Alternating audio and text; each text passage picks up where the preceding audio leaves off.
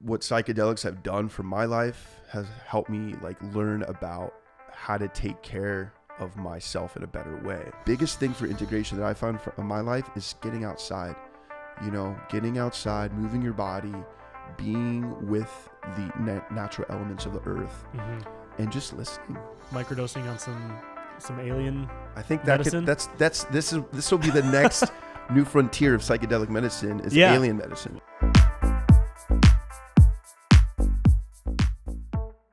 Yo, what's going on, everybody? Welcome to episode 10 of the Good Trip podcast. This is the final episode of season 1, and I'm very excited to say that there will be a season 2. We'll probably start recording in the spring of 2023, release in the summer. But I appreciate all y'all for taking this ride and taking this journey and listening to these conversations because they have been amazing. I have learned so much and connected with some amazing people that I hope you feel a connection to as well. And today's episode is no different because my boy, Mikey Pauker, stops by the show. Mikey is an incredible musician who I recently met and has a depth of experience in ayahuasca ceremonies and other medicines and practices, and we had a great time talking about his experiences with ayahuasca and other psychedelics as they relate to his growth, both personally and his evolution as an artist and a creator, and also some really incredible reflections on the different intentions that he's put into different ceremonies and different psychedelic experiences and how he's integrated those intentions post-ceremony into his everyday life.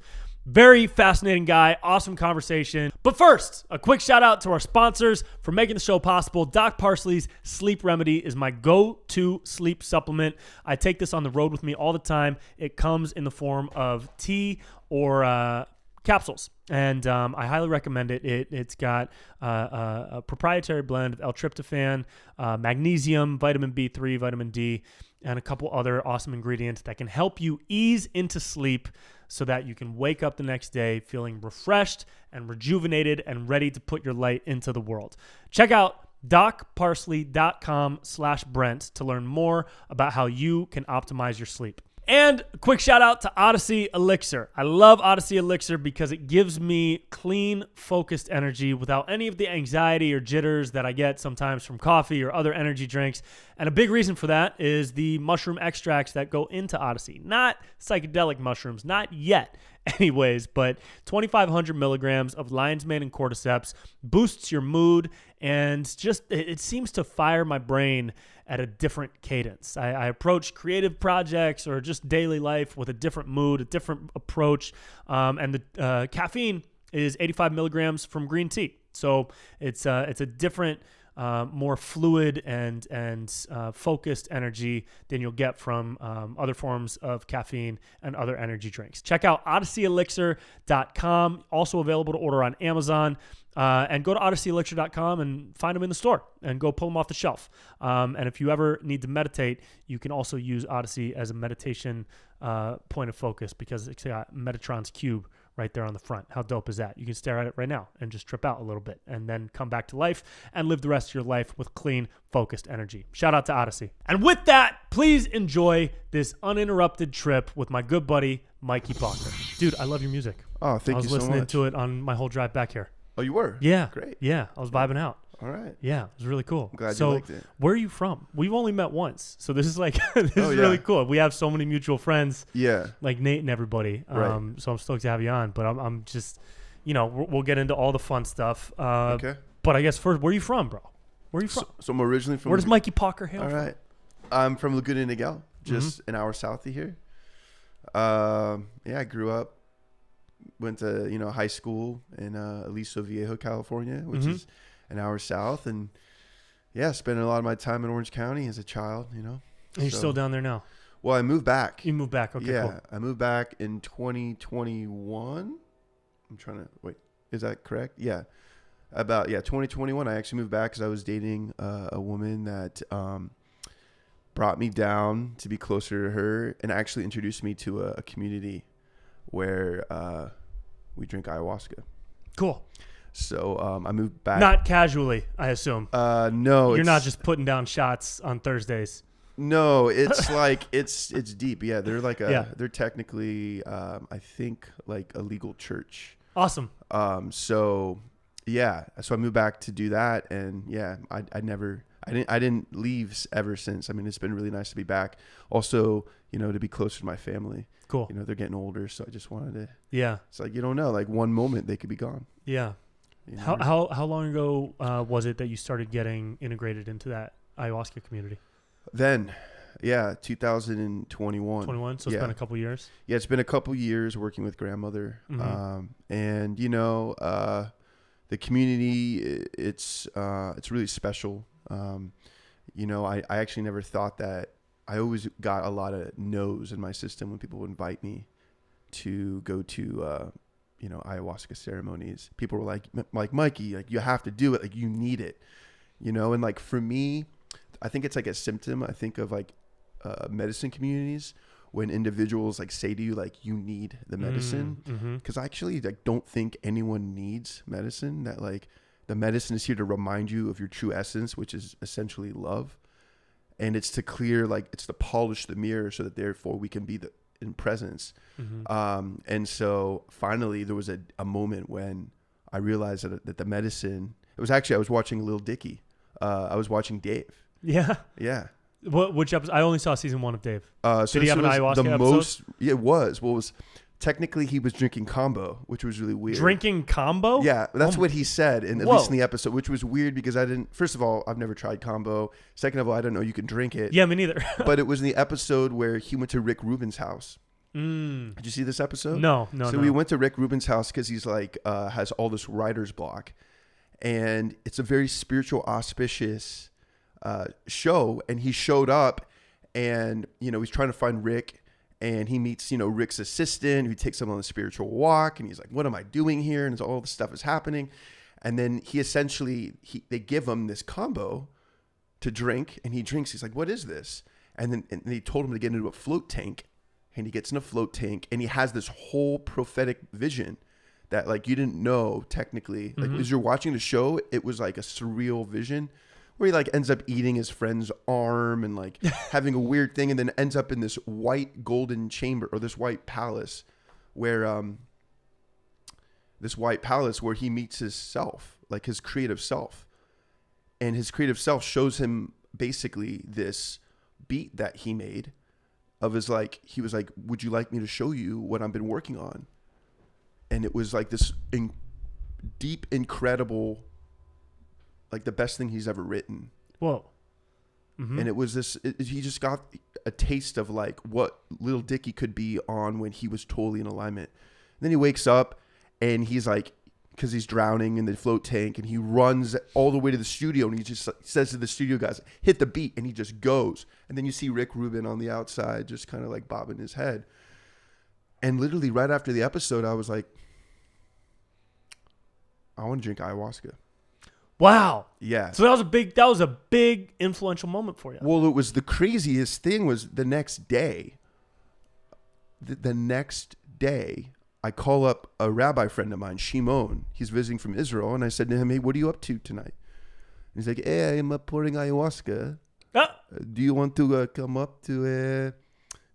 up and come and sit with us? Whoa. And I was like, yeah. He's like, you can come in 4 hours. And then I'm like, do I need like dieta? Like, should I like prepare? He's like, yeah, don't worry about it. Israeli. And that next day, I literally got in, not next day, that moment, I got in my car. I drove up to this like land community up in Lakeview, which is like a few hours of the bay. And I sat for my first time that day. Wow. Yeah. What a wildly fast turn of events. Right. That's really cool. So, Yeah. I mean, it must have really called to you. Was it witnessing the representation of this creative arc that Dave had in the show that really spoke to you as an artist and gave you that motivation to seek it out?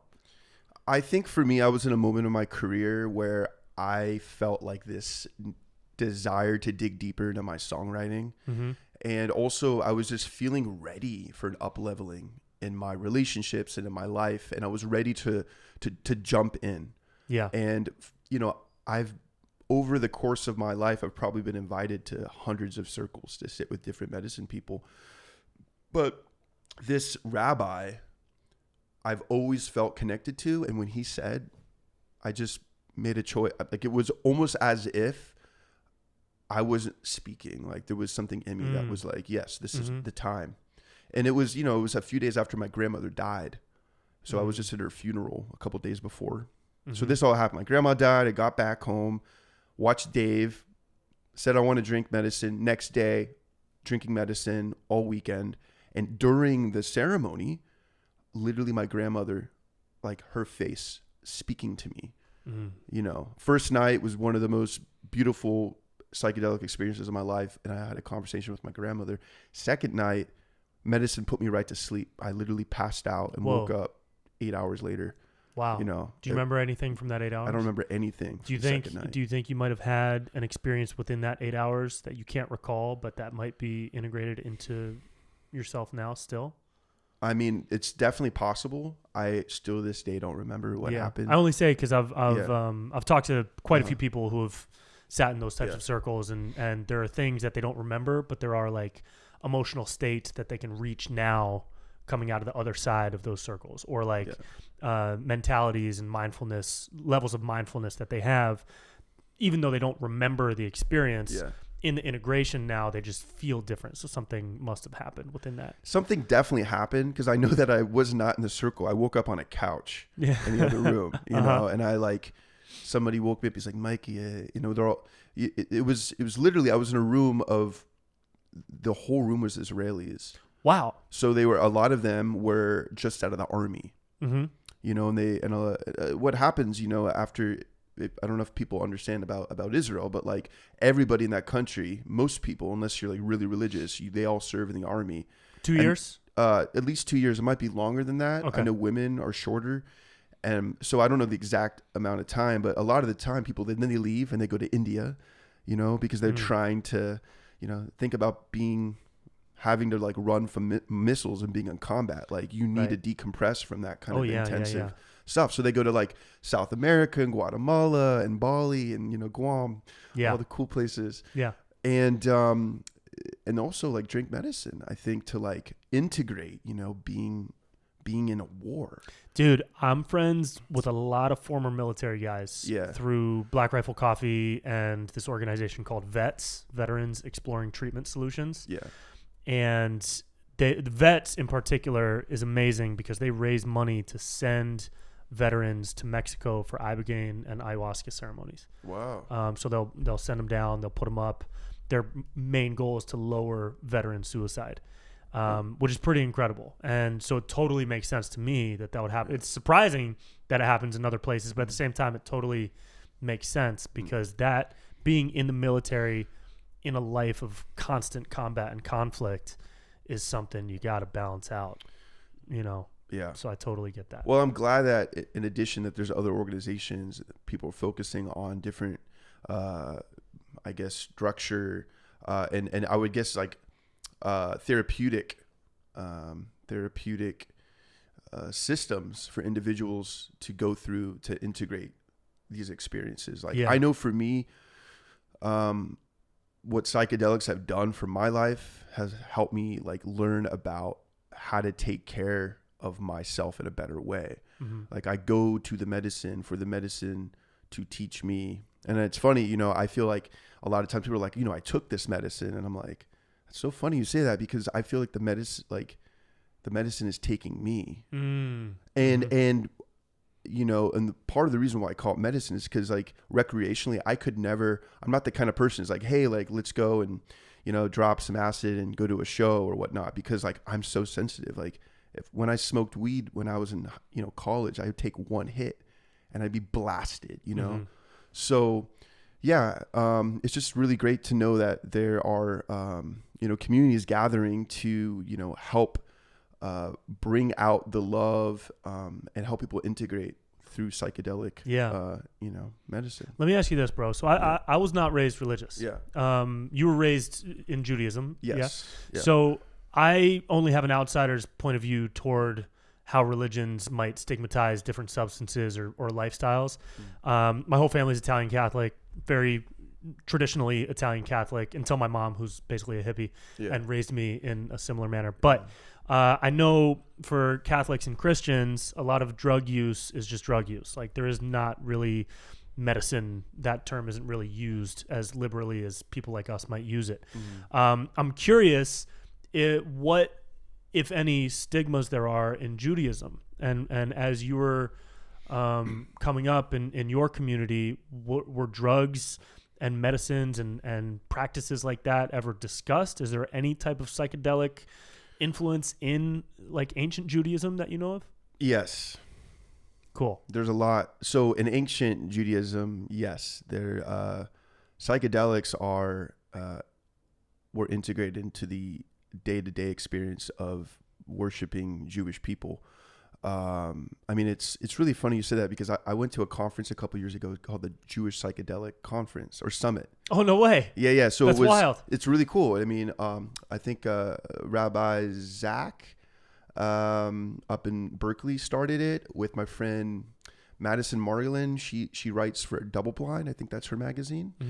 And so what it is, it's essentially a summit, people coming together who are rabbis and educators, but also like historians and like these are deep.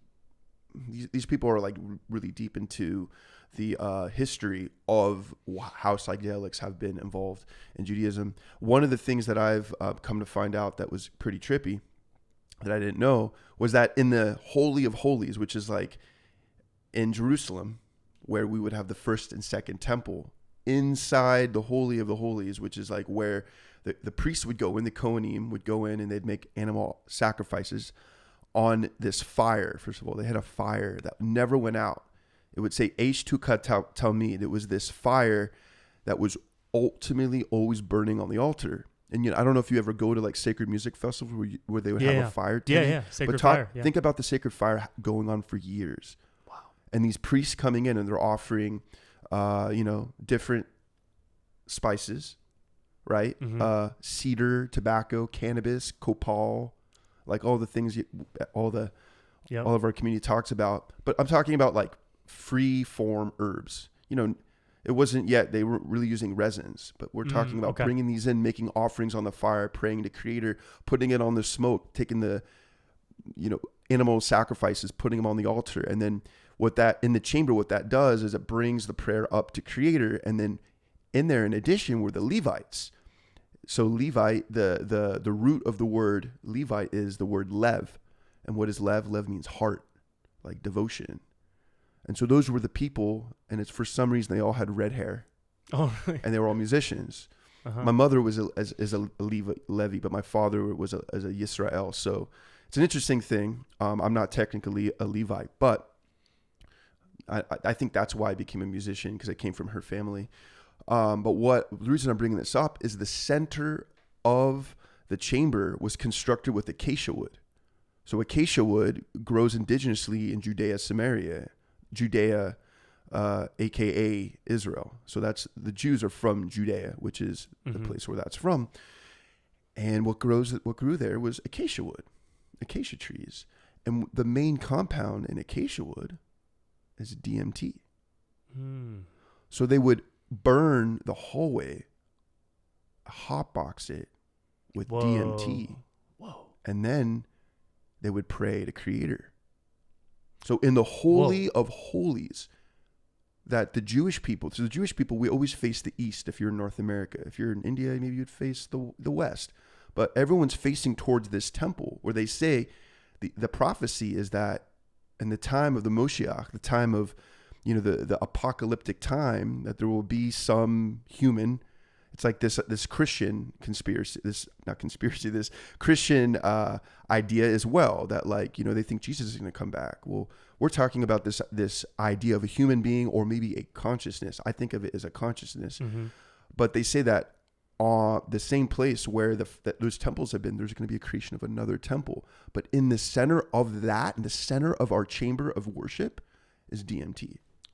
Whoa.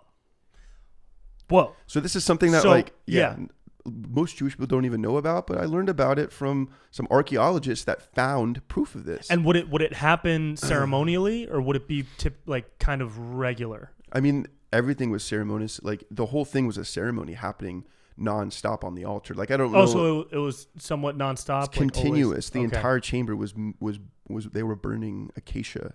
Wow. Yeah. So it's a hell of a hot box, dude. yeah, I mean, I mean, can you imagine getting lost in the chamber? You walk through there, you're like, hey, where's the bathroom? Oh, whoa. Hello, God. I've never had bufo.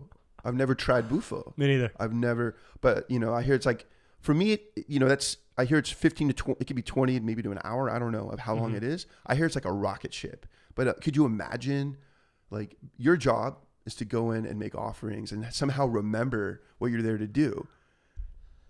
Whoa. But you literally have consumed rooms of DMT. The spirit molecule. So yeah. I don't know. I don't know how these people did it. That's nuts. Yeah. That's wild. So growing up, when did you first have an interest in like altering the way that you think? Did that come at an early age? Did you feel any spiritual connection to source or the universe or anything like that? It was mostly through Star Wars. Nice. Yeah, really. Hell yeah. I mean, being honest, dude, mine was through Harry Potter. Yeah, really. I swear, yeah. Which all the whole series. It was the series. Yeah. I mean, Harry Potter, as silly as it sounds, it's dead true. Was one of the biggest creative inspirations for me as a kid because I was always a writer. I was always a reader. I've read the whole series at least 5 times. Wow. But it was always like such a source of what could be possible in this physical realm. Could people actually fly around? Could people actually evaporate from one place? If you really concentrate on moving your physical matter from here to East Asia, right? Could you actually do it? Could you actually embed magic? And obviously, I mean, no, according to the laws of physics as we know them now. Yeah. But it was a really cool creative spark for me. And that mixed with just this sense of awe at the world that J.K. Rowling created, mixed with my own awe for the world. I remember being 10 years old and looking up at the stars. We had a pool at my elementary school, and we had like a night swim for 5th grade graduation. And I was on this floaty looking up at the stars, and I floated off by myself. All the kids were playing, and their voices just drowned out. And I looked up, and I just wondered, like, holy shit, what if something else is out there lying on its back looking at our star? And like, how amazing is this? I kept having these wild, like deep questions at age 10, looking up at the stars. And then Chelsea Cook called my name and I nearly shit myself because I had a huge crush on her. But that was like, right. You know, this moment of really questioning existence. Yeah. Obviously not in the psychedelic space just yet, but did you ever have experiences like that growing up? I did. You know, I think my main thing was going out behind the trail behind my parents' home and pretending that I was Luke Skywalker using the Force. Cool. You know, yeah, I was like such a Star Wars geek, you know. And then also I had this huge thing too with E.T. Even though I was like really freaked out, my parents, they bought an E.T. doll, and I remember like I used to throw it down the laundry chute.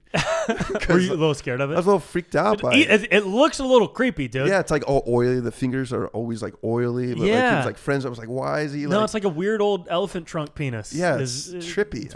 It is trippy. I've never seen a penis like that. So Me neither. That's interesting. Yeah, I mean, I swear. Yeah, imagine what his penis would look like. Now I'm curious. Oh, what if he had a regular looking penis? Who knows? Maybe we could ask Steven Spielberg. And, all right. E.T. might be slanging it. He might be. We don't know. Yeah, he probably doesn't even have one. It's like some sort of like spiritual, you know, his heart. Yeah, he just touches you and you orgasm. Yeah, it's probably. That'd be pretty dope, actually. That'd be cool. Yeah, that would be cool. But that's my thing, is I like really loved E.T. And I was also kind of freaked out by it. But that's the thing, as a child, I had a thing for cinema. Like I loved watching these movies, like Close Encounters with the Third Kind. Usually it's like alien stuff. Cool. And yeah. And I would always feel awe with it, but a little freaked out because I knew, even though my parents said to me, they're not real, son. Mm-hmm. I knew they always were. And guess what? There's a mothership in our fucking galaxy right now waiting to send drones in. I don't know if you saw it on the news. I didn't. What is this? Oh. I've been following that stuff a lot. I didn't see anything about a mothership. It was on you. I mean, okay, here's the thing. It was on NBC News and Yahoo. Like, I'm talking about like real publications. What? They were talking What? about this last week. You didn't see on the news? No, I didn't see it on the news. The I was traveling a lot okay, last it's week. okay. The Pentagon Uh-huh. has said that there is a mothership. They said there's a mothership. There's- Because I've seen them talk about the other ones, like the orbs and the No, I'm talking about they're saying that there's gimbals. either there is a mothership or there's probably a mothership right now in our galaxy that's sending drones, little spaceships to us in the near future. That's their theory? That's what they're saying. That's what they're saying is the happening. Pentagon is saying that right now, which is weird because, like, okay, well, I know we're going on a tangent here. Jamie, pull it up. Keep going. Okay. Wait, is Jamie out there pulling No, stuff? that's just Okay, I sweet. pretend I have a young Okay, Jamie with Jamie, me. pull it up. so when I saw this, I mean, the reason that I was in such an awe, my spiritual aspect, I found it in aliens. But then when I found out by sitting with medicine is that when we're talking about angelic beings, they're the same beings. This idea that we're being visited by these messengers, it's like the same manifestation that, like, in my community that I sit with medicine, we work with angelic beings, and we do it in Judaism. To the east is Gabriel, the angel of welcoming, the angel of the south, Michael, angel of like detoxification, angel of the west, Raphael, angel of healing and death, angel of the north, Uriel, angel of mystery. Like, there's 7 of them. That's just 4 of the directions. But all of those archetypes of these messengers can also be, it's the same thing as this idea that we're being visited by beings from another dimension. Like, literally beings are coming to us from another galaxy or wherever they are. But what I've come to find out from sitting with medicine is the same thing. And all the fear I was feeling was because I knew everyone was full of shit. They were all like, it's not real. But who knows? We'll see what happens in the next few months. You feel like you were tapping into the truth? I feel like, I was tapping into something. And as a child, you don't understand. Like, right. You haven't been told what's right, what's wrong. And it's hard. You see as much. And you see these movies that are like so, I mean, way before CGI, where it looked like these little puppets. E.T. looked like a human. I mean, he's wearing a human suit. So I'm just, as a child, I just had a crazy imagination. And I would say my spiritual like awakening really happened from like the viewing of cinema, of contemporary cinema as a child, really cool. and how it like inspired my imagination. And then, you go out on hikes or you go out, look up at the sky, and you see some weird things happening in the sky. Well, I got to thank Hollywood for that. But I know I'm not the only one. Have you seen some stuff? I have seen. Okay, I want to know, but stuff. first I want to share this article. What does it say? This is the Military Times from earlier in March.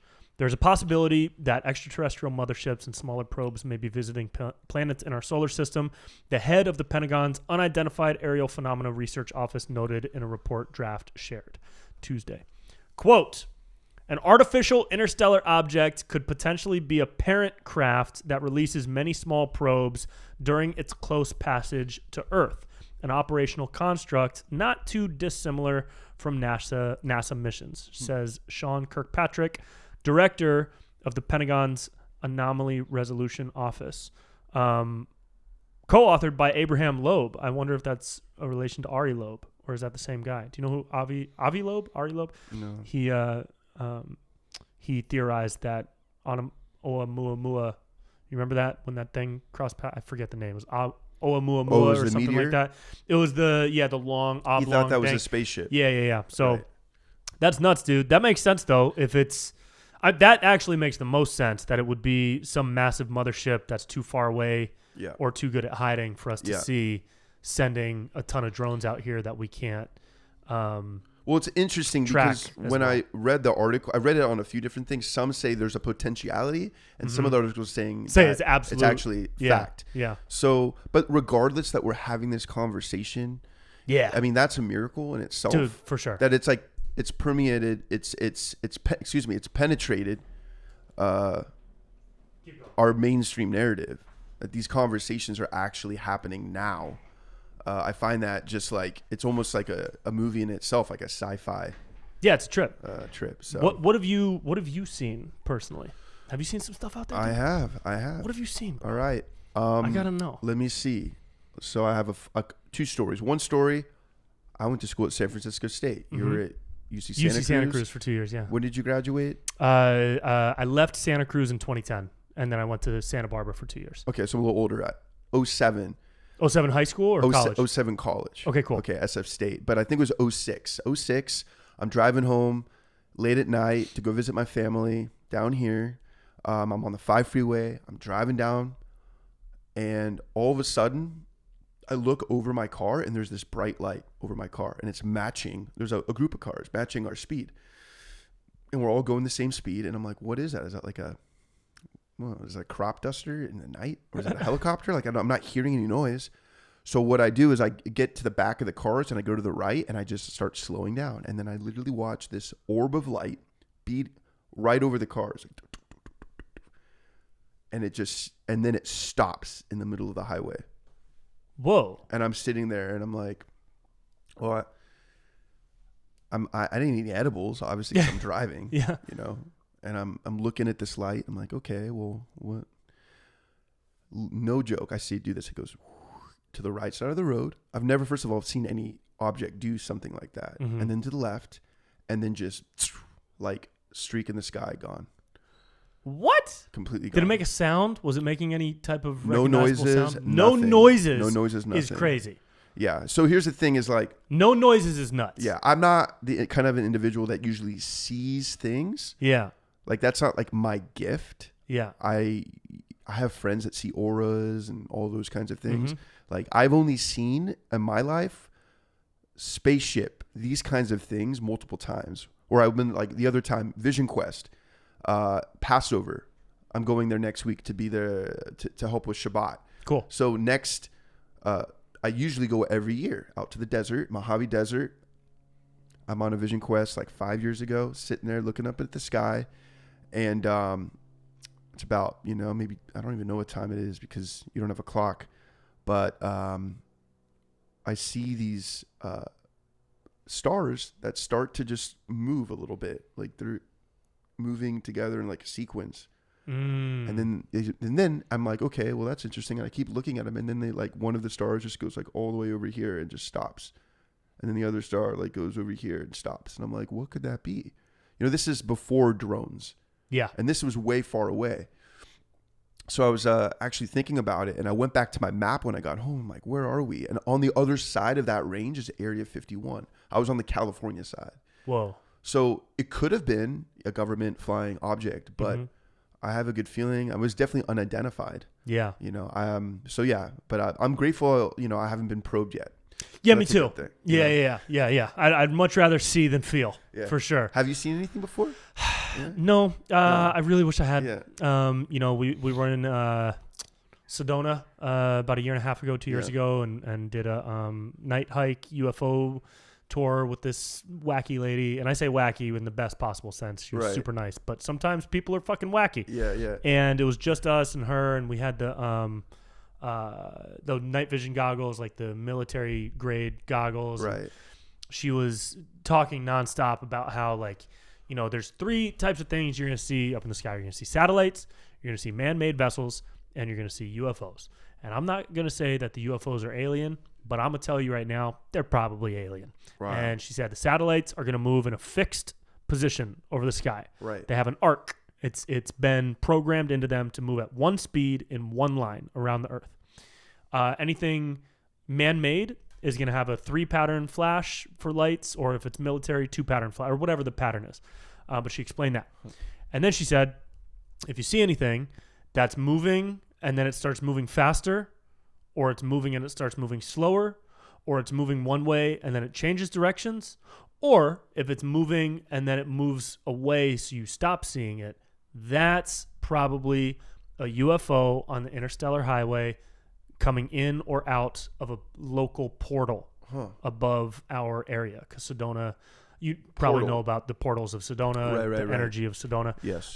So she said that there is an intergalactic highway with portals up above us.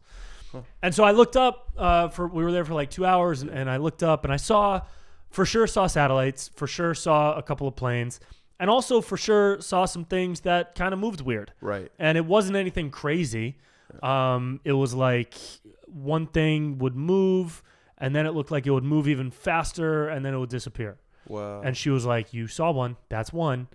And I mean, I guess, for sure. I would rather see something that would make me shit my pants. Right. I really, really would. But that felt like just a bare taste of what's out there. And this woman was funny, too. She kept talking about how she's interacted with aliens. She's been abducted multiple times. And oh, my God. Who am I to disbelieve someone? I mean, I might as well. It's more fun to believe. You know, I don't need proof. I'll just believe you. Why not? And so, but then I said, hey, like, how do you feel about people's reaction to the things that are coming out? Like, don't you think that people should be a little more interested in this stuff? And she got like kind of defensive. She was like, well, there's actually a lot out there right now, and it's just up to people to believe. You know, the truth is out there. You know, it's just up to people. And I was like, okay, relax. But it's UFOs and aliens. That's like a top interest for me. Oh, so you like it personally? So yeah. Have you spoken about aliens yet on this podcast? Not a lot. All right, well, No. Psychedelic and aliens. It goes hand in hand. It does. You know? Could you imagine, like, what are they eating out there? Dude, some psychedelic alien dust? Exactly. That'd be incredible. Exactly. You like, know? if we're drinking ayahuasca, what are they drinking? What are they drinking? Wow. Wild. They're Right. drinking, like, Jupiter juice and creating other universes. And here's the crazy thing, because they're way more advanced than us if they're visiting us. Right. So their medicine must be really strong. Yeah. Dude, Yeah. microdosing on some alien I think that medicine? this will be the next new frontier of psychedelic medicine is alien medicine. Is when the aliens show up and we start trading. Wow. That'll be wild. Because Right. they will probably be into ayahuasca. They'll probably think it's a little like, okay, yeah, relax. You guys have your little spirit molecule. Cool. Right, have you right. ever been God? Yeah. And then we'll experience what that's like. Yeah. We should get Maps to be involved, part of that. Dude, yeah, I'll hit up Rick. Research. Rick Dolan. Just tell him. Yeah. I saw him on this podcast. I love He's that the man. guy. He's great. Yeah. He's got a whole hell of a lot of knowledge in that head of his. And then make sure Paul Stamets just steps in and, they trade Yeah, shrooms. yeah. There's got to be fun I mean, guy. Paul probably knows the guy. If anybody's Right. going to know aliens, it's going to be Paul. Right. Because he probably communicates with them through the mycelium or whatever. Network. Yeah. You know, Paul Stamets walks around the forest and he sees a mushroom and he touches it and he can like talk to somebody in Eastern Europe. Totally. For sure. I love Paul. So cool. So I want to go back to we'll talk about more alien stuff for sure. But I'm curious. You said you first started getting involved in this ayahuasca community in 2021. That is post Lil Dicky experience. And then leading up to that first ayahuasca session that you had, that first ceremony that you had you been an avid psychedelic user? What was your experience leading up to that? Yeah, so I smoked weed once in high school. First time. Shame on you. Out of an apple. Mm-hmm. And a friend of mine, it wasn't even weed, it was keef. Oh, was that like it was like scraps? Straight crystal. Not Not crystal like meth. I've never done that. No. But it's straight like cannabis crystal. Like, okay. Just like all the stuff that falls to the bottom of the bag. Like Gotcha. all the good stuff. The good stuff. Smoking yeah, that. Yeah. And I like remember at 16 being with my friend and seeing my friend, but then like right above him, like a panoramic view of him as a cartoon. Hilarious. And like it not going away for like a week. Whoa. And like having to interface with my family. Whoa. Then, in college, there's in San Francisco, cannabis was a big deal, and being in a fraternity, a Jewish fraternity, they enjoyed that. Mm-hmm. So, they all loved their big bongs, and I take one hit of weed and I'm high as hell. So weed wasn't really my thing. It kind of I feel like it's just a little too strong. And even the stuff nowadays. Yeah. But, I've played around with a few different things. I've tried, different, many of the different medicines out there. Had some really great experiences. But most of the time, I got to this moment where I never really wanted to do anything that was more intense than cannabis until I was dating somebody who she said, I'd love to try some psilocybin with you. I'd love for you to, we're going to go with my mother and my brother, and we're going to go spend time. So Wow. the first time I shrooms, I was with my friend's mother, and we ended up walking through the Berkeley Hills. Like my ex-partner and her brother were like laying down, like just like looking up at the beautiful eucalyptus, and I was with her mom as it started hitting us both. And I remember like she was like, I feel like I'm in a tube of toothpaste. And I'm like, yeah. And I literally felt like I was swimming in the toothpaste of the world, you know, and looking at the trees and like they have these eucalyptus that are already psychedelic. They're many colors. When you look at the bark, but seeing the trees breathe, like, and I remember just sitting there, like thinking to myself, like, wow, like why have I been so fearful of having this experience, you know? And it was a beautiful experience to be able to be with my partner's mother, and then, you know, to have a conversation with my partner and like really process. We had some, you know, dynamics in our communication where I was able to, like, it really opened up a portal of like total vulnerability. Wow. Where I didn't have to be afraid of like hiding how I actually felt about her. And that was like the first time, I think, in any relationship where I felt safe enough that I could just be totally authentic. And I think that's what psychedelics have done for me, for my music. And then after that, I started sitting with the community for many years. And they are a community that's a Native American church. So they're a part of a network where their legal sacrament is drinking San Pedro or Huachuma. And I sat with them for many years, working with grandfather medicine before grandmother, which is ayahuasca. And that medicine was a big heart opener, but also like, I would say, you know, it still brings up, for me, what these medicines have done is they bring up aspects of myself that need to be looked at. So therefore I can like shine compassion on it. And anytime that my mind, usually, like even with San Pedro or peyote, anytime that my mind gets judgmental, it will amplify my judgment.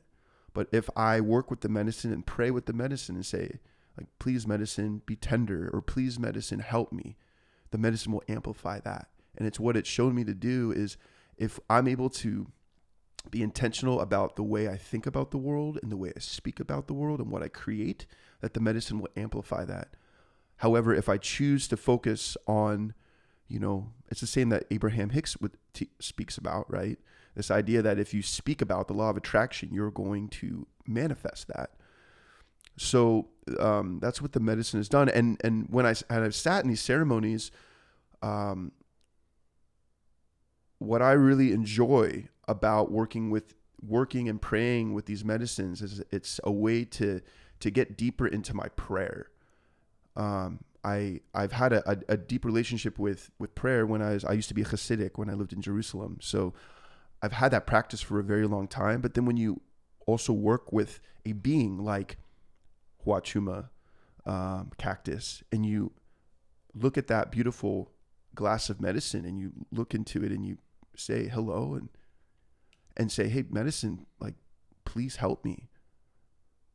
Please help me. Please, like, I'm so grateful for my life, and, you know, I'm struggling with depression, and I'm struggling with, you know, thinking that nobody, like, I want a partner, or, you know, nobody understands me. I feel misunderstood, and like, help me, like, love myself better. Please, medicine, please. When you really pray, this medicine is going to bring you that. And that's really what medicine has shown me in my life, is that even without the medicine, by asking for help, there's something magical in that. Like, Creator is going to help you if you believe in Creator. Not everybody believes in Creator. But when we can ask for support, these medicines amplify the word for it to manifest into reality. And is that a lesson that you take in the integration period after the experience? Like, how do you take that experience and then integrate it into your life on a consistent basis post medicine experience? Yeah. So honestly, that's like the biggest thing is obviously integration. And, you know, I'm taking a pretty significant break right now because I you know, we sit in these ceremonies and like your whole life is changed. Like, at least that's my experience. So we need time to live and to allow that experience to settle. And so for me, what that looks like is, you know, I try to wake up, you know, I wake up every day, God willing. I'm still here. Try to meditate, you know, put on this great app. It's called Insight Timer. I don't know if anyone's seen it. It's awesome. You could listen to the sound of the river for 15 minutes and just close your eyes. You know, I do the artist's way, where I'll open up and I'll do like 3 pages of free writing just to get my thoughts and my heart on the page. And then I dive in. I rap tefillin, which is it's a Jewish prayer practice, and I sing and I chant and I move my body. Cool. And then I get to work, you know, on a good day. Maybe on one of those days, I won't be able to do any of that. I'm going to have a cup of coffee. Mm-hmm. But the biggest thing for integration that I found in my life is getting outside, you know, getting outside, moving your body, being with the natural elements of the earth, mm-hmm. and just listening, you know. And I have found that, like, sometimes you could sit in a ceremony and then feel maybe your prayer that you asked for hasn't been answered. But I find that in the moving of your body and being outside, that like the right answer will show up, that clarity will be manifest. But we just have to give ourselves time. And I think that's like the biggest part, and like one of the hardest issues about the psychedelia movement is that I see just so many people, and I'm not trying to have judgment around it, but people sit in ceremony after ceremony after ceremony. And it's like, okay, well, that's great. And you're going to get the healing that you're going to get.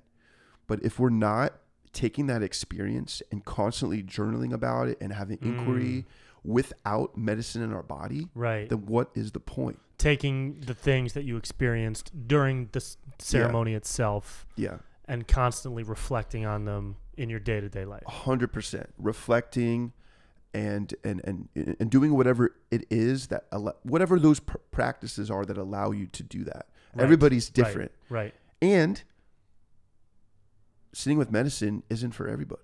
Mm-hmm. I don't think that everyone should. I think it's like finding, if when it comes to medicine, I find in my life is that when I was ready, I was ready. And it wasn't about finding the right teacher. My right teacher isn't your right teacher, mm-hmm. but it's about you using your intuition and being like, yes. So if you're like a human being who's on the edge and you're feeling like, hey, like, I don't feel like I'm a yes, then don't fucking do it. Mm-hmm. Like, please do yourself a favor, because there's probably a reason. There's a lot of practitioners out there that aren't doing it with clear intention. There's light magic and there's dark magic. Right. You were into Harry Potter. Yeah. There was an evil wizard, mm-hmm. and there was a wizard of light. There was the shadow world of magic and there was the light world. Right. Yeah. So we got to be really careful with who we're sitting with, and really like pay attention to, if we're not in resonance. I know you like that mm-hmm. funny word. If we're not in resonance, then it's not for you. Yeah. Find something else. Yeah, totally. I love that, dude. In these ceremonies that you did, both with grandfather medicine and grandmother medicine, did you typically always have a very specific intention going into ceremony? Or did you ever say, my intention is actually not to have an intention? What was kind of the ratio there and the different approaches that you had going into those ceremonies?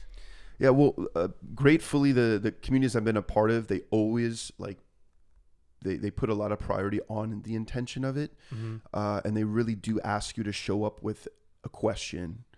And yes, I usually have shown up with a question. There's been a couple of ceremonies where I'm just like, give me my healing, please help me. But usually what has happened at the end of one of those ceremonies is I got exactly the opposite of what I asked for. That the medicine didn't actually give me an instant healing. Mm-hmm. And I don't think there ever will be this idea that like medicine will heal you, but medicine will help you remember that you heal yourself. Yeah, I like that. You know, I mean, I don't know. I mean, I think that's what these medicines are here to do. They're here to help us remember. Yeah, that. I mean, you hear stories of people doing an ayahuasca ceremony and then never smoking cigarettes again, or right. never drinking alcohol again. yeah, the catalyst might have been the ceremony, but it still takes the individual day-to-day work to make sure that that intention is being satisfied, being met. So music-wise, what's new with you in music? Because your tracks are dope. You make really beautiful soul, like expanding music with beautiful messages, lyrics. Your voice is awesome. I'm curious what you're working on now and what, how your creativity has been enhanced or influenced by psychedelics. Yeah. Well, thanks for listening. That's great. Yeah. I'm interested in, how it made you feel. So I listened to 4 or 5 tracks on the way here. Yeah. And after we met, I listened to a couple as well, but it was very like I felt a similar sensation to when you walk outside and light hits your skin, sunlight hits your skin, and it's just like warm, kind of lofty. Didn't burn you, feeling. Did it? No burns. Okay. Not this time. I don't think I was listening long enough. Otherwise, I'd walk away with some 3rd degrees. But it's uplifting. It's positive. Nice. Thank you. Your lyrics were really unifying on one of those tracks. It's interesting. I sometimes listen to my lyrics. I'm like, I can't believe I even said that. Mm-hmm. Because a lot of the time in my life, like, my song like Rise or We Are Safe. Yeah. Like I wrote it when I was not feeling safe. Mm. I wrote that song when I was like feeling completely hopeless and that like the world was ending. Because it was like it was 2020 when like we found out about the pandemic. Oh, wow. And okay. I had this whole big tour planned and all these things. And then I wrote this song because this message came through that like, we're going to get out of here, and, these songs, they come to me as like I would say like a channeling. It just feels like, and the use of psychedelics, I mean, of working with medicine has helped me learn how to open up my channel more, if that makes sense. Sure. So like the community that I sit with grandmother, we're also a mediumship school. Mediumship. What is mediumship? Mediumship is the idea of opening up your vessel and allowing a spirit to come through your body. Same thing that if you're a Christian, they talk about the idea of the Holy Spirit coming through you. Mm-hmm. Or if you, you're a musician and you're feeling like, or an actor or a comedian, mm-hmm. you're basically a medium for these characters. Yeah, you're a conduit. You're a conduit. They're coming through you. Mm-hmm. There's some sort of message that you open up to, and you become this other character. Have you read Rick Rubin's new book? I have it on my desk, but I haven't. No, I haven't read it yet. It's fantastic, and he talks about that. How you receive a download from some ether, and it's up to you to shape and mold it into what it becomes. But that you're an antenna. That's awesome. I love Rick. Yeah, my teacher was his like student. So cool. I learned kind of like Rick's method for like meditation and stuff. Mm-hmm. And what I love about what Rick says and kind of like what this community says is, when we consume these medicines and we pray in these certain ways, if we're a musician or artist, like for me, I play music. And so therefore like I'm being gifted these songs. So like We Are Safe, Rise, any of the songs that you might have heard on my Spotify, to me feel like they were songs that were gifted to me. And then what I do is I like throw a Pokemon ball and I catch it. And I'm like, oh, that's Pikachu. That's that Pokemon, but it's like something that has come through me that I don't actually feel like I write some of these. When I'm playing live years later, there's certain lines that when I sing them now, I understand what it means. Mm-hmm. Finally, years later. Mm-hmm. And that's like, it's almost like the jigsaw puzzles like working within me, if that makes sense. Totally. Like I've been given this jigsaw puzzle. Here's the song, and I write it and I record it and I play it. And sometimes I'm like, what the fuck am I even talking about?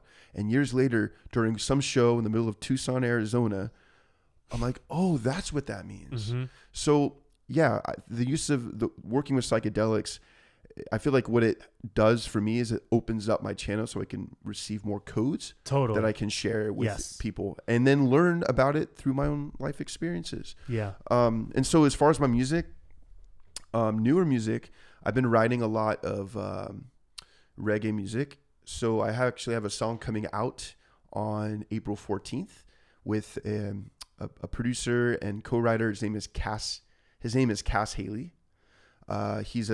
He was on like America's Got Talent. He won a Lincoln car commercial thing. He's, toured with Trevor Hall and Mike Love and Fortunate Youth. And cool. So I'm going on tour with him next month. We got amazing. a new song coming out. It's the song that you heard. Yeah, love it. Yeah. Heartbreak in Paradise. And then this other song called Optimistic. It's all about medicine. It's all about mediumship. And it's about living like a mystic who's a positive mystic. And so I have a lot of new reggae coming out. And then also I'm working on actually Hebrew chant record. No way. Like going even deeper into my Jewish music. Yeah. But yeah, it's going to be like a world fusion reggae, Hebrew, Aramaic record. Like wow. all Hebrew, all Aramaic. And that's really cool. Yeah. So that's, I sat in a grandma ceremony like, I don't know, 6 months ago or something like that. And this ceremony was specifically an interfaith. It was a peace ceremony between Jews and Muslims. And I led Shabbat prayers during the ayahuasca community experience on Friday night. Whoa. And what happened was they had the Muslim call of prayer. Like it's so incredible to be with the medicine and hear like Muslim call of prayer. Because when I was living in Jerusalem, I had a whole other connection to being there. I was kind of gave me the willies a bit because of the propaganda that I had when I was living a very religious lifestyle. But coming out of that and being with the medicine and then like sitting at the altar and looking across the way from one of my Muslim brothers and me singing Hebrew and him being moved by that. And then like him singing this song and then being like, wow, like Hebrew sounds like Arabic but backwards. Like they literally like Shalom Aleichem, Salam Aleikum. Like we're basically singing very similar words and similar intentions. And so, yeah, I feel like what the medicine is doing is it's amplifying me, allowing to find new messaging and allowing me to surrender into my path of a musician. Yeah. And there's really nothing like it, like playing music when you are working with medicine. It's beyond. Yeah. It's beyond.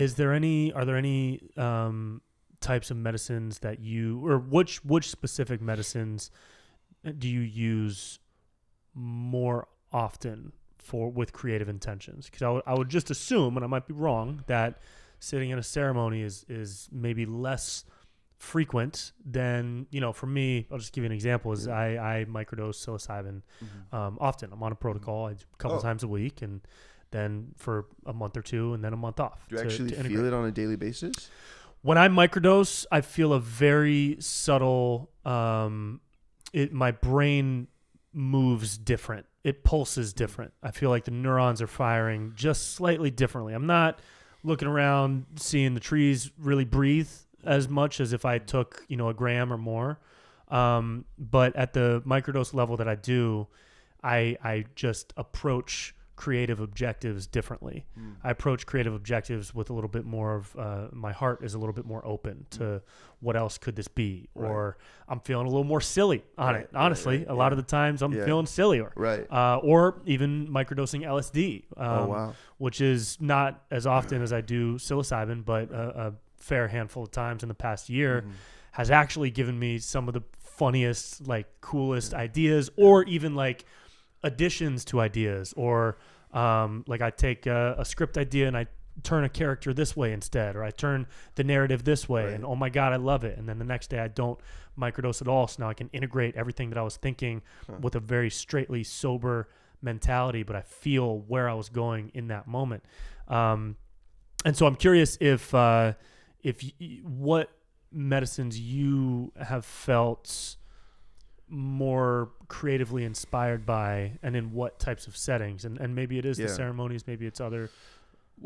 Well, in like the grandmother ceremonies I've sat in, the medicine man I'm like the only live musician because he plays everything on a speaker, like really intentional playlist. Cool. And then I'll have my guitar and be like, Mikey, I want you to sing a song about freedom. I'm saying that because he was Israeli. Yeah. And then I go into the circle and I bring something through that I've never sang before, and it just it's so easy because that's, I guess, the gift. I'm waiting honestly on like a whole record from him to send me, like, wow, literally like over dozens of ceremonies of music cool. that I've never sang before. So I would say grandmother, mm-hmm. but it's not recreational. No. So at all. Thank God. Yeah. The world would be, it would be a messed up place if it was be recreational. messed up place. Yeah. But let me say, it's funny. When I met Aubrey when I was in Austin on his show, he gave me Alpha Brain. Yeah. It's this nootropic stuff actually makes a big difference. It does. I like it. I really like Alpha Brain. Yeah. So I would say that has been really helpful for creativity. And then also once in a while, smoke a vape, like a hit of weed. Oh, cool. And I blast off. Yeah. I mean, you're pretty sensitive to it, huh? Very sensitive, especially this cool. new shit that they're smoking. Honestly, shit's strong, dude. I can only smoke if I'm going to sit down and watch a movie. I don't smoke around other people. You'll never see me smoke at a festival or a party. Yeah. It's only here and then movie. You ever tried freestyling though? With a little bit of weed, like freestyle rapping? No, but that would be fun. So much fun. I would do that with you. Okay, let's do it sometime. Okay, cool. Yeah, that'd be rad. Yeah, I would love that. Yeah, the psychedelics for creativity is, I mean, that's my biggest focus as of now, and everybody's experiences with psychedelics evolve, and in this current chapter, it's been how can I expand my creative mind to allow more to come in and put more out. And sometimes I'll put on a wig and I'll just improvise in the mirror. Really? I'll get real silly. Oh yeah, dude. If you were here on a day-to-day basis, you think I had problems, which I probably do. Yeah. But they're good problems. You know what I mean? Yeah. So yeah, the psilocybin has been a huge influence for me for the past couple of years, and that's the medicine I've been most connected to. So that's cool. Yeah. That's awesome, dude. What else is going on for you music-wise outside of the psychedelic space? So you got the album or the track coming out. Yeah, so I got a track coming out on the 14th of April. Mm-hmm. Another one in May. I'm going to be heading on the road this weekend to perform in San Diego at Trilogy. Cool. With this other artist she does stuff with High Vibe, Sierra Marin. She's an amazing looping artist. Awesome. So yeah, it's called the Optimistic Tour. Mm-hmm. So after that, I'm headed out for 3 dates with Cass Haley in April. We got next week Passover in the Desert, then the High Vibe pre-party here on the 23rd at Mystic Manor. Oh, awesome! Yeah. So I'm gonna Brandon with Murillo and Brandon. Murillo, that's my guy. He made a couple tracks for me that I play live. Oh, really? Yeah. Oh man, dude, yeah, he's awesome. He is so good. And then Cass Haley, Front Range Tour in Colorado. So we're playing Boulder, Greeley, and Pueblo, April 28, 29, 30. Then I'm headed over to High Vibe Fest where I'll be with you. Yep.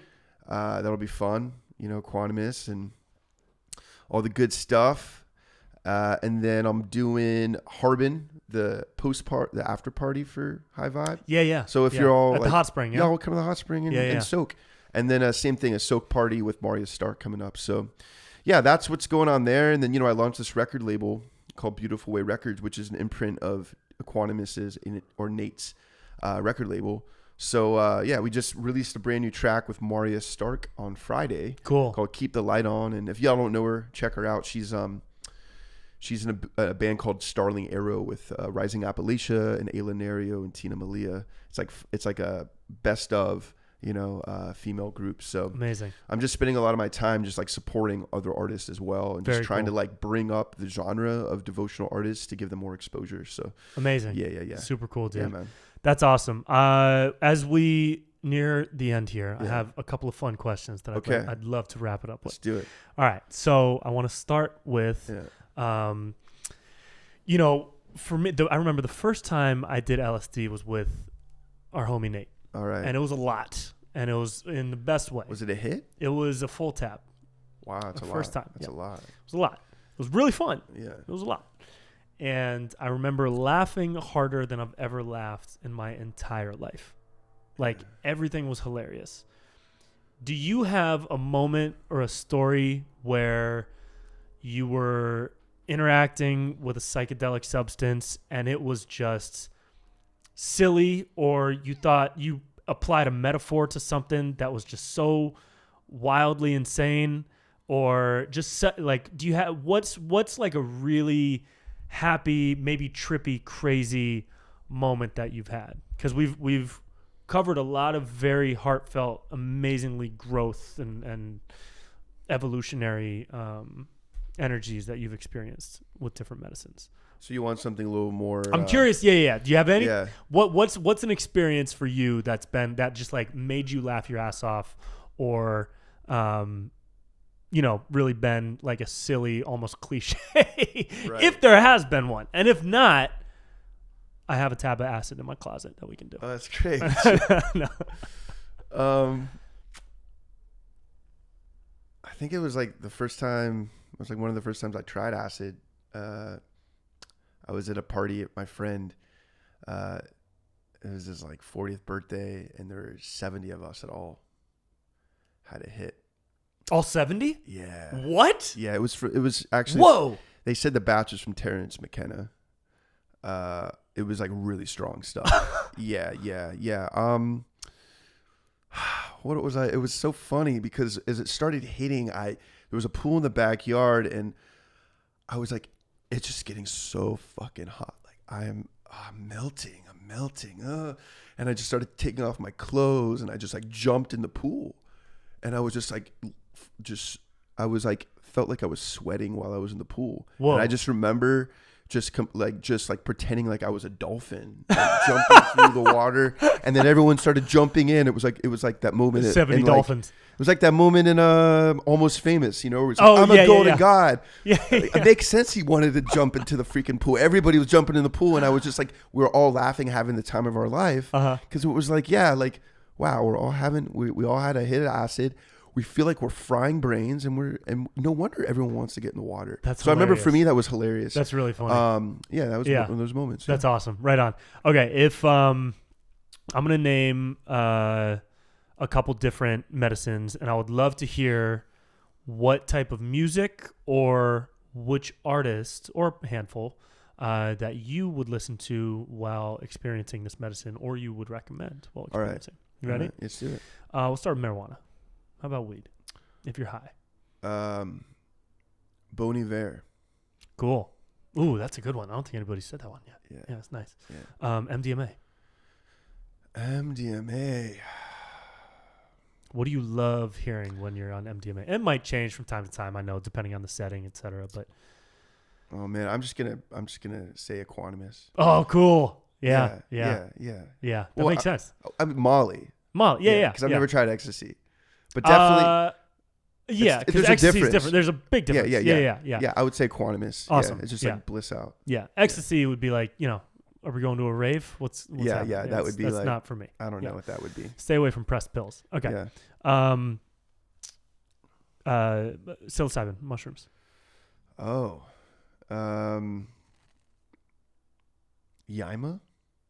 Yaima. Do you know Yaima? I don't know Yaima. Check them out. What type of music is Yaima? Yaima is, we've done a few shows together over the years. They're like elf music. Whoa! Like, say no more. Like elf electronic. When you listen, what? Yeah, when you listen to them, like they're amazing. They're incredible. They're from Seattle. Yeah, Proud Pepper and Maz.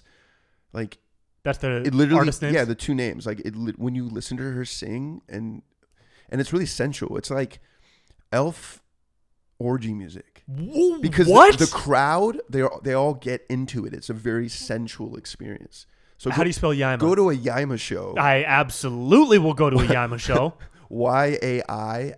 Yaima. Okay. Y'all heard it there. I'll see you there with no pants. All right. Let's go. LSD.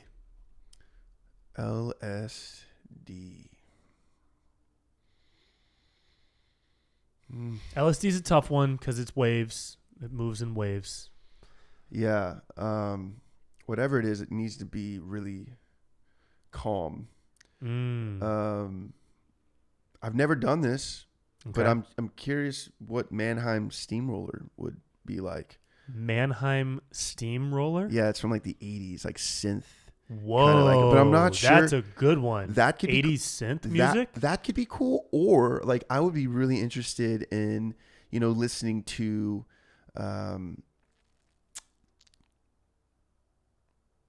that, or I might even be into like going to see Fish.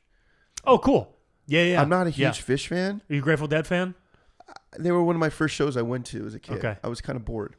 At the Dead? Well, yeah, because I was like you were 12 years old, and sure. it smelled like weed, and I was like, what the hell are these hippies doing? Yeah. But yeah, the LSD with that might be good. Cool. Yeah. Mannheim Steamroller. All right, I'm check them out. gonna note that down. All right. Lastly, in a grandmother ayahuasca ceremony. Yeah. Grandmother ayahuasca, Guay Roach. Guay Roach. GWAIROCH. It's this woman out of Sweden. Okay. And she sings like kind of like, I know that Nate was talking about like light language. Yeah. She sings like light language. Whoa. And it's trip. Really trippy stuff. Mm-hmm. And in these ceremonies we call them echoros, which are these like out of South America, these specific indigenous prayers that indigenous people are singing that like are playing with the energies in the room, and listening to her, like you're totally getting impacted by that. So it's really cool. Either Guayroach, or I would even say, wow, it's so crazy that like I love music. Mm-hmm. Let me think here. I did put you on the spot. I know. Okay. Ayahuasca. I think it would be really cool to listen to Parangi. I was just going to ask if Parangi would be on your list. Well, he is, just because I've had many experiences, but like I'm talking about Parangi without the remixing, just when he's playing his flutes and whatnot, but like with the chakapas and whatnot. Dude, that night Nate and I did LSD, we stumbled on Parangi. I don't know if either of us knew who he was prior to that night. We totally stumbled on him. And it was just 60 people lying down, and this dude playing a flute, and there was somebody with a harp, and then somebody else with a little tongue drum. And I was like, what the fuck? Are those even instruments? What's happening here? Yeah. And as soon as we got close enough to hear, we were in for like 2 hours. Wow. It was beautiful. It was amazing. He's one of the most talented musicians. And, and at the same time, he grew up in Brazil, knowing the indigenous ways, and he's one of the most authentic people out there as a human, but in the way of what he's up to, like what he's actually doing is medicine ceremony without medicine. So I just got a lot of respect for that guy. Yeah. Yep. Big fan. Okay. Lastly, just to get slightly political as we get on out of here. The indictment. What do you think? Who did you vote for? Let's go there. If you had the power to pass an executive order saying that any presidential candidate would be required to have some type of psychedelic medicine experience in order to run for office, what would that experience look like? What medicines do you think presidential hopeful? Because to me, all these motherfuckers need something. It might be different shit. They probably already have been. I don't know. But but we're talking about light magic and dark magic, right? Mm-hmm. So don't be so sure that they haven't. With the way some of them act? I'm serious. Okay. Like, come on. You don't think that Trump has had some sort of psychedelic experiences, maybe guided by someone with maybe some, I don't know. I mean, the guy's like basically like a sacred clown. He is. In society. Like he's here to piss people off. That's a medicine in itself. Okay. You know what I mean? Sure. You're asking what would the process look like? But I think the whole world would do great if everyone took psychedelics. But I don't know. I mean, I think it would be kind of fun to lead a country, because when you're in a position where you're at the head of the free world, 330 million people are in your protection, under your law, under your final word. Yeah, that's massive. I think that it should be up to their choice of what it is. And then hopefully they're with their family. They're with their parents. If they're still alive, they're with their children. And it's a conversation. Like they go on their own experiences where they have the medicine, and maybe they work with a facilitator. And then after they've integrated, they sit with their family. Yeah. And they just sit in the same room and maybe not have a conversation, but just be together. It's amazing the power of the proximity of people we love in those spaces. I would just be really interested to see, you know, like, I think the reason we have leaders out there in the world that are causing so much violence is because they have had experienced violence in family settings and it hasn't been healed. And so what would happen if Kim Jong-un or Putin were to get in a room with his family on Iboga or after, and then they go through this experience and they're able to heal up some of that shit and then go serve. And that way if no one, I don't think anyone in the right mind would ever want to ever be a part of any sort of violence or war when you are faced with your biggest fears and anxieties and they come to the surface and you're forced to look at them and heal them. Like, there's no way a person like Putin or Trump or Netanyahu or, you know, any leader who maybe has, I mean, I wouldn't say specifically Netanyahu, I would talk about Kim Jong-un, but any leader who is actively trying to, you know, wipe a whole other people off the face of the earth. Like, Putin's trying to wipe off the Ukrainian people. And I don't think the guy's interested in peaceful solution. I think the guy is triggered and he's got a lot of trauma and he needs to work on it.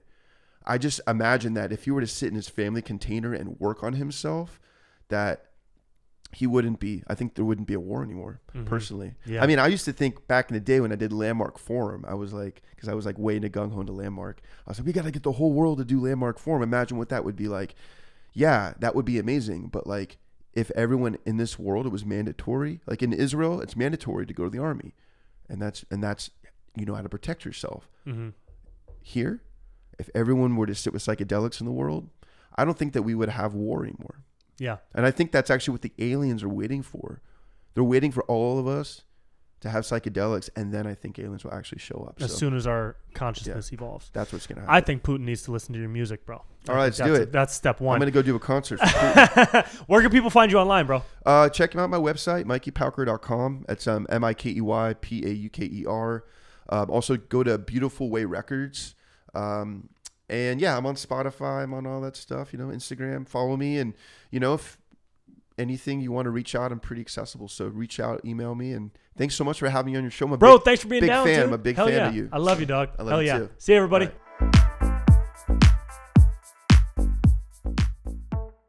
And that's the show. Thank y'all for taking this trip with us. Check out Mikey's music, Mikey Pauker, on Spotify, Instagram, last name Pauker. I have a lot of live shows coming up. I'm shooting my live debut stand-up comedy special in San Diego, May 19th through 20th. I'm also doing the Irvine Improv. If you're listening to this on the day it releases, April 10th, the improv show in Irvine, California is in 3 days, April 13th. Followed by an LA show on the 21st, UC Santa Barbara on the 22nd. And then in May, I'm out at High Vibe Fest on Sunday, May 7th, Pasadena Ice House on May 12th. I believe that's a Friday. And the huge shows out in San Diego, May 19th through 20th. All tickets and info is at brentpella.com/shows. And keep up with the Good Trip podcast everywhere, because I'm going to be putting out clips every week until the end of time, honestly. And this trip is going to last forever. It's a good one, and I can't wait for season 2. I appreciate y'all. I love y'all. Go have a beautiful day and drink more water because you're probably dehydrated. Peace.